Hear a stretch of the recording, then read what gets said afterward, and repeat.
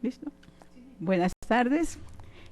En Bogotá, a los 7 días del mes de diciembre de 2018, la Sala de Decisión Laboral del Tribunal Superior del Distrito Judicial de Bogotá, Distrito Capital,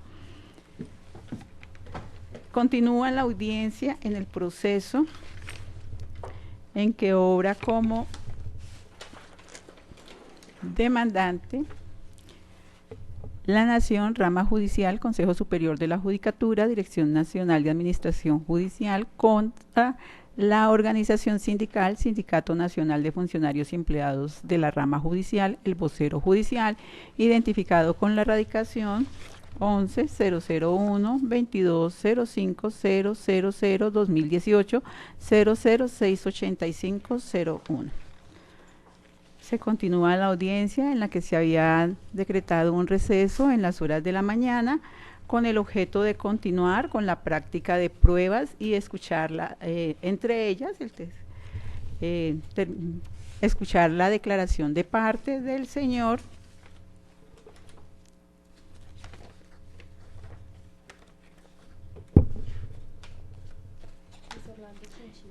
Luis Orlando Chinchilla Vargas, en su condición de presidente del Sindicato Nacional de Funcionarios y Empleados de la Rama Judicial, el vocero judicial. Se deja constancia que el señor Luis Orlando Chinchilla no asiste a la diligencia, siendo las 3:10 de la tarde, pese a que se trató de entregarle la citación y que también se envió por correo electrónico, como se informó en la mañana. Se envió de manera personal a la carrera 10, número 1433, con la finalidad de ser entregada la citación, y el señor Camilo Jiménez Torres, citador cuarto del Tribunal Superior del Distrito Judicial de Bogotá, de la Secretaría de la Sala Laboral, ha rendido un informe, el cual consta en el proceso, en que la mesa de atención del sindicato informó que hablara con el vocero en ese momento del sindicato, la señora Natalia Hincapié, y le comunicó que el doctor Luis Chinchilla no se encontraba y que ha estado en reuniones todo el día, y que para recibir dicha citación tiene que ser con él. En ese orden de ideas, se han agotado suficientemente los trámites para que ser citado el señor Chinchilla y que se hiciera presente al proceso, sin embargo, no se logró. En ese orden de ideas, no se escuchará la declaración de parte del señor Chinchilla. Igualmente, teníamos pendiente por recepcionar el testimonio de la doctora Emilia Montañez, quien también justificó su inasistencia, pero independientemente de eso, encuentra la sala que con las pruebas que obran en el expediente son suficientes, tanto testimoniales como documentales, para tomar una decisión que corresponda, y en consecuencia no es necesario, considera la sala que no es necesario escuchar el testimonio de la doctora Emilia Montañez. Por lo tanto, se precluye la etapa de práctica de pruebas y esta decisión queda notificada en estrados. Doctora, tiene el uso de la palabra. La dirección ejecutiva está conforme con la decisión, señoría. En precluida esta etapa y siguiendo los lineamientos del artículo 129A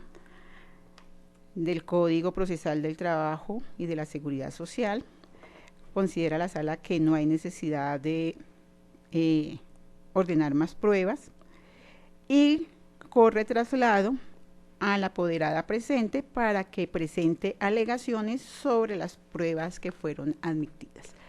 Doctora, se le concede el uso de la palabra. Por favor, registra su asistencia en el audio, indicando pues su nombre y a quién representa, y se le concede el uso de la palabra para que realice su traslado, presente sus alegaciones. Gracias, señoría. Continúa asistiendo como representante de la Dirección Ejecutiva de Administración Judicial como mandataria María Claudia Díaz López, identificada con cédula de ciudadanía 52-226-531, tarjeta profesional 173-081. Hecha mi presentación, señoría, procedo a presentar mis alegatos de conclusión de la siguiente forma. En estas diligencias, tal y como se anunció en la demanda, la parte demandante logró probar lo siguiente. Primero, la existencia de la organización sindical denominada Sindicato Nacional de Funcionarios y Empleados de la Rama Judicial, el vocero judicial de primer grado y de gremio, con personería jurídica número FCS 002 del 10 de febrero del año 2016, que tiene domicilio en Caquetá, Cundinamarca, en la avenida Quinta, número 475, segundo piso, barrio Manuel F. Pavón, donde efectivamente la Secretaría de este tribunal le remitió citación para que compareciera a su representante legal, Luis Orlando Chinchilla Vargas, representación que igualmente está aprobada, además de que el tribunal intentó notificarlo a través de correo y en otras direcciones. Esta prueba, pues obviamente se estableció dentro del proceso con la constancia del registro de la organización sindical y con la certificación emanada de autoridad competente, además de que se aportaron los estatutos de la organización. También quedó probado que a partir del 31 de octubre del año 2018, los juzgados civiles municipales de Bogotá acordaron y votaron el cese de actividades, lo anterior coordinado por la organización sindical, el vocero judicial. Cese que, como lo declararon los testigos, se inició en el edificio Hernando Morales en la carrera 10ª con 14, extendiéndose paulatinamente a edificios como San Remo, Camacol, Jaramillo Montoya, Complejo Virrey, también conocido como Kaiser, en sus torres internas central y norte. Esto se probó no solamente con los testimonios de los doctores Yanet Naranjo y Héctor Peña Salgado, quienes son magistrados del Consejo Seccional de la Judicatura de Bogotá y por sus cargos tienen la obligación de estar supervisando dichas actividades. También lo testificó el doctor Carlos Enrique Masmela González, quien es el director ejecutivo de Administración Seccional de Bogotá, y no solamente por su cargo, sino porque directamente lo ha presenciado desde el 31 de octubre a la fecha este cese de actividades, promovido por el vocero judicial. Tuvimos también en esta audiencia el testimonio del doctor César Alberto Rodríguez, juez 13 de pequeñas causas, que también dio dio testimonio del cese de actividades y que igualmente ha sido la organización sindical vocero judicial representada por el señor Orlando Chinchilla quien promovió esta. Estas pruebas testimoniales además son corroboradas por las diferentes actas de inspección aportadas por este extremo y firmadas por el inspector de trabajo delegado, que dan cuenta que siempre que hicieron las visitas observaron que las diferentes sedes judiciales estaban totalmente bloqueadas, el acceso estaba bloqueado para el usuario, no se permitía el ingreso, impidiendo así pues la prestación de este servicio público. Es decir, que las actas de los inspectores de trabajo, independiente la calificación que concluyeron, porque lamentablemente algunos inspectores, a pesar de que veían totalmente bloqueado el edificio, que no había cómo entrar, dijeron que no había cese, otros dijeron que había total y otros dijeron que había parcial. Pero lo importante de estas actas, señoría, es que siempre quedó constancia en ellas que no había acceso al usuario, no había acceso al público.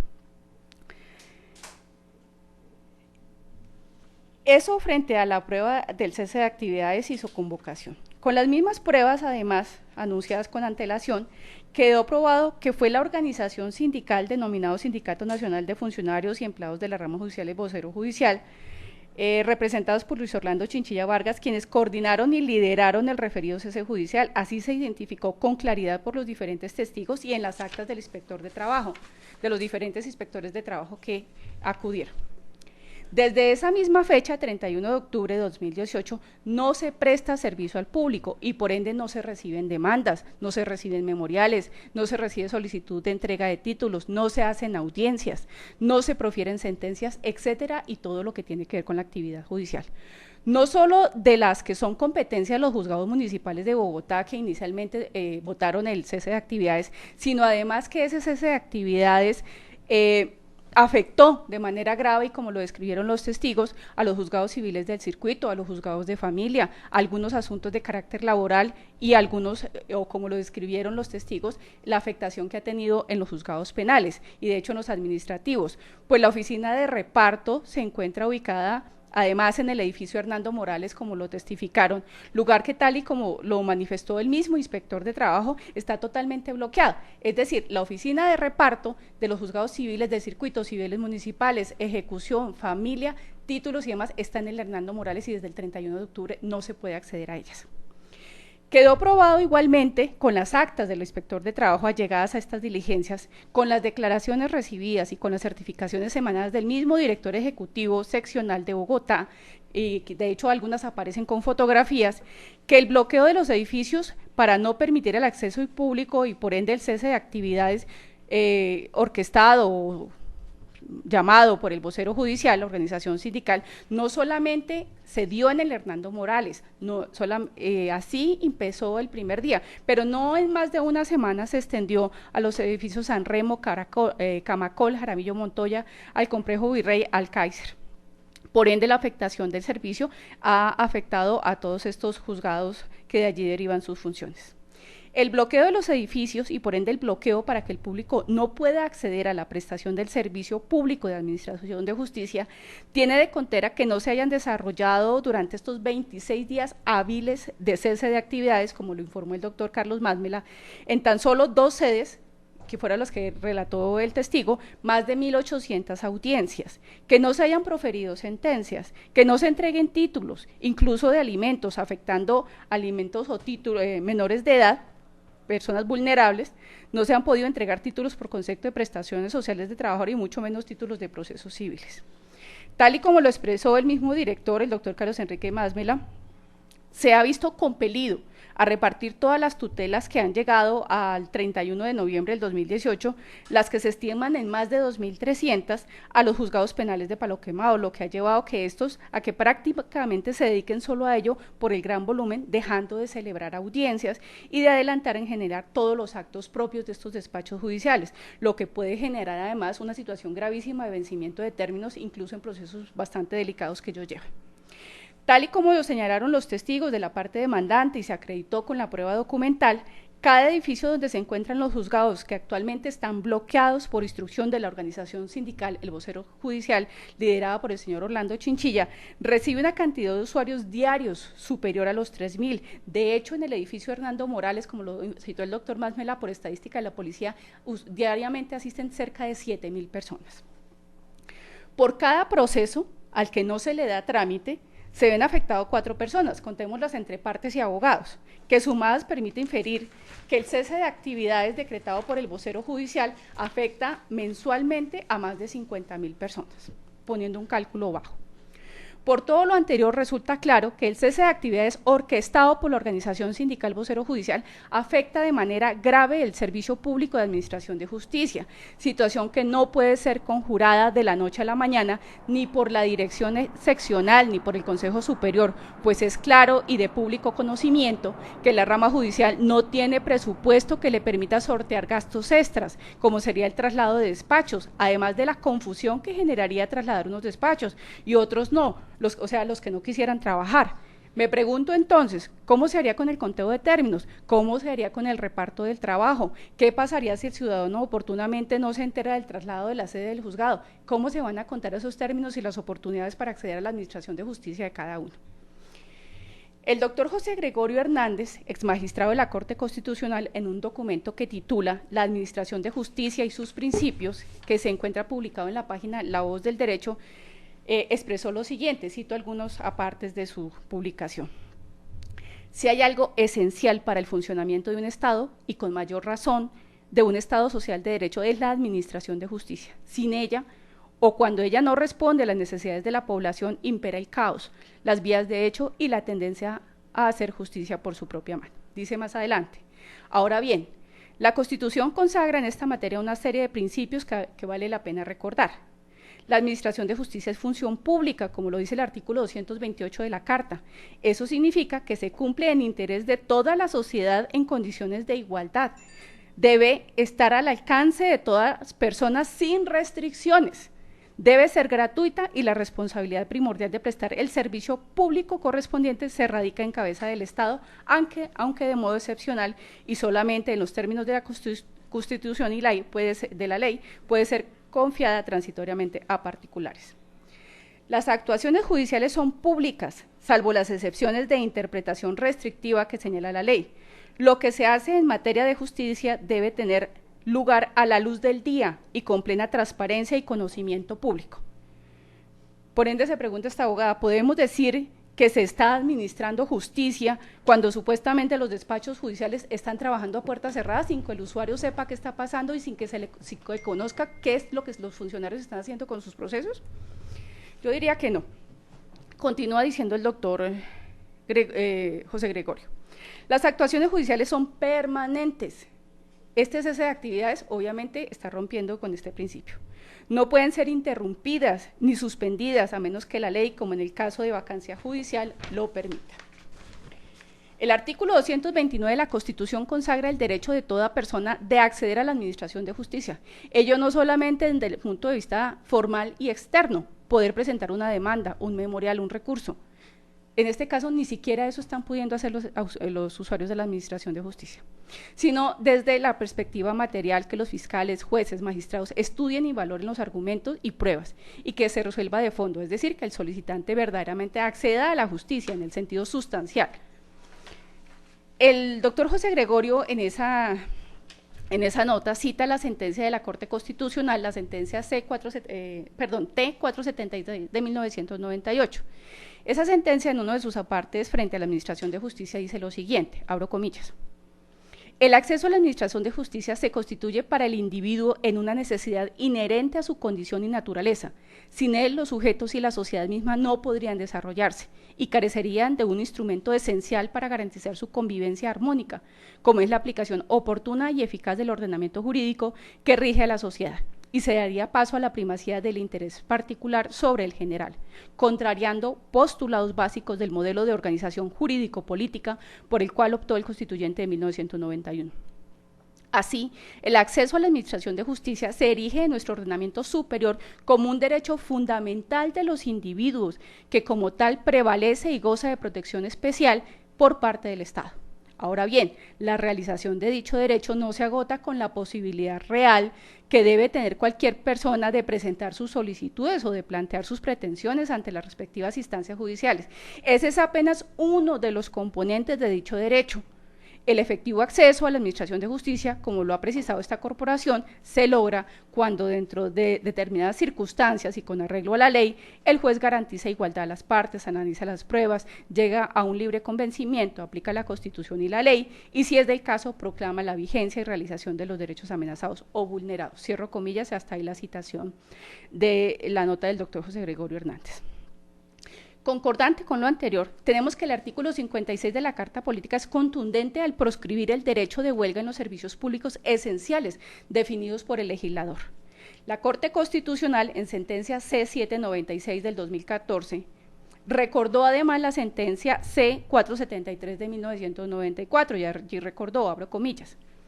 el artículo 56 superior exige dos requisitos para que opere la limitación al derecho a la huelga. Estos son: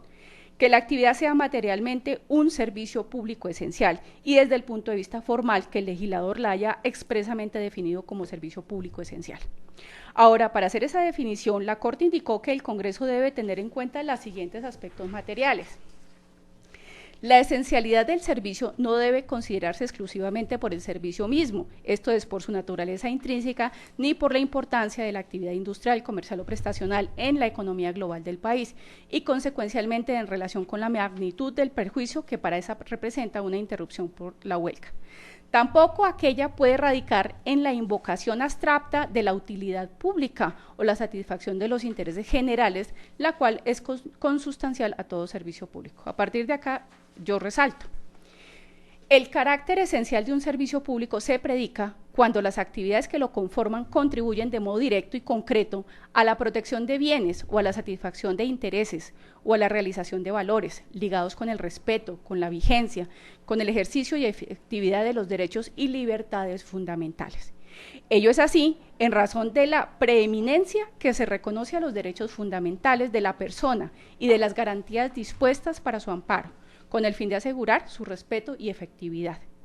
El concepto de servicios públicos esenciales necesariamente comporta una ponderación de valores e intereses que se suscita entre los trabajadores que invocan su derecho a la huelga y los sacrificios válidos que se pueden imponer a los usuarios de los servicios. El derecho de los trabajadores a hacer la huelga con el fin de mejorar sus condiciones de trabajo y sociales, si bien presenta un derecho constitucional protegido, en el sentido de que contribuye a la realización efectiva de principios y valores consagrados en la Carta, no es oponible a los derechos fundamentales de los usuarios de los servicios públicos, por el mayor rango que estos tienen en el ordenamiento constitucional. Además, es mayor el perjuicio que se causa en sus derechos fundamentales a los usuarios cuando aquellos son afectados que los beneficios que los trabajadores derivan de la huelga para mejorar sus condiciones de trabajo. Es obvio que la balanza de los intereses y derechos en conflicto debe inclinarse en favor de los derechos fundamentales. De lo dicho se infiere que al valor de los intereses en conflicto, a efectos de hacer la definición de los servicios públicos esenciales, el legislador debe partir de bases serias, objetivas y razonables, de modo que la respectiva regulación guarde proporcionalidad entre el derecho a los derechos fundamentales de los usuarios y el derecho de los trabajadores a la huelga. Cierro comillas. Atendiendo la jurisprudencia anterior, es claro, señores magistrados, que hecha esta ponderación, surge sin ambajes que no tienen ni la más mínima justificación que un número inferior a 300 personas, que son las que están bloqueando las entradas a los edificios donde se administra justicia, estén afectando de manera tan grave los derechos fundamentales de más de 50.000 personas, dentro de las que se encuentran mujeres, niños, inválidos y personas de la tercera edad, pues estos particularmente son los usuarios de los juzgados de familia y de los juzgados laborales. Y lo digo con conocimiento de causa porque he sido empleada y funcionaria en una y otra especialidad. Además de la afectación grave al mínimo vital de los abogados, que no pueden cobrar sus honorarios sino tienen resultados estos procesos, y otra cantidad de dramas humanos que contiene cada uno de estos procesos que actualmente se están siguiendo, que no están siguiendo su curso, y ni qué decir del drama que se vive al interior de los procesos penales con la incertidumbre de una posible condena.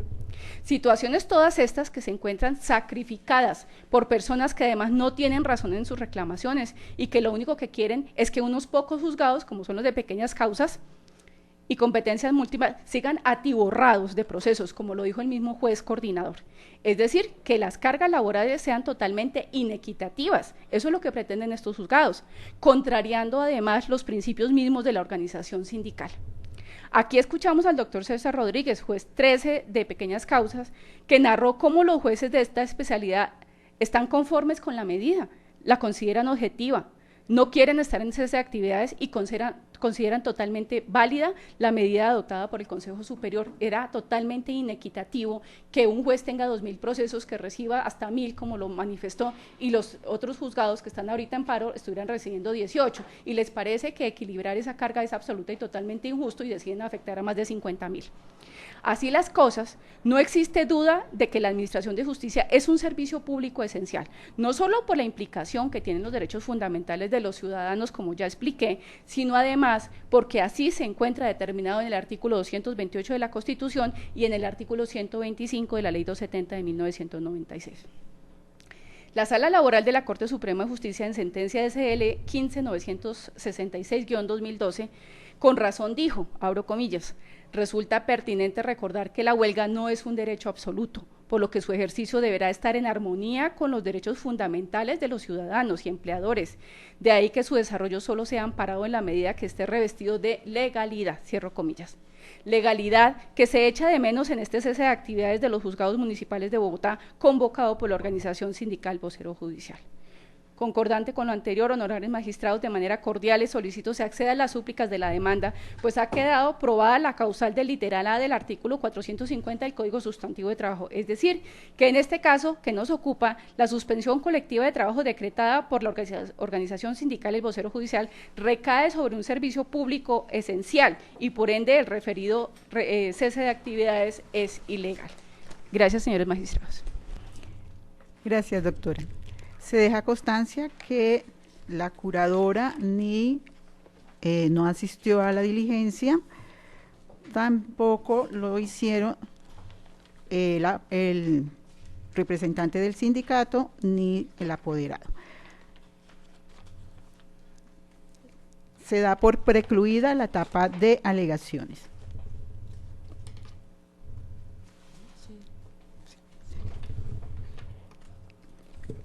La sala decreta un receso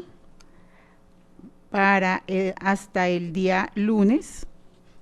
a las 4 de la tarde,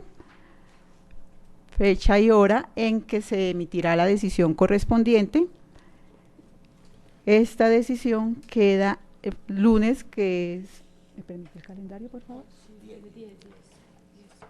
Lunes 10 de diciembre a las 4 de la tarde. Esta decisión queda notificada en estrados.